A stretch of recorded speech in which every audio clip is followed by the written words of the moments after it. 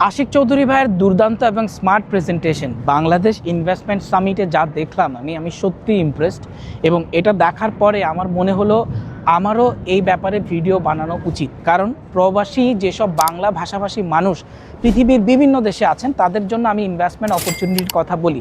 আমার কাছে মনে হচ্ছে বাংলাদেশ এখন একটা ইনভেস্টমেন্টের জন্য পারফেক্ট জায়গা, যেখানে আপনি চাইলে বড় রকমের ইনভেস্টমেন্ট করতে পারেন। এবং আপনি যদি বিডা যে ওয়েবসাইটটা আছে bida.gov.bd, আমি ওয়েবসাইটের লিঙ্ক দিয়ে দিব, ওখানে যদি যান শুধুমাত্র একটু ভিজিট করবেন ওয়াই বাংলাদেশ এই সেকশনটি, এই পেজটা যদি আপনি ভিজিট করেন তাহলে আপনি দেখতে পারবেন খুব চমৎকার ইনফরমেশন এখানে দেওয়া আছে যেটা আপনার ইনভেস্টমেন্টের জন্য উপকারী। দুবাইয়ে অবস্থানরত যতগুলো বিনিয়োগকারী সংস্থাকে আমি চিনি, ইনভেস্টমেন্ট কোম্পানিগুলোকে আমি নিজ উদ্যোগে অনেকেই এ ব্যাপারে অবগত করেছি।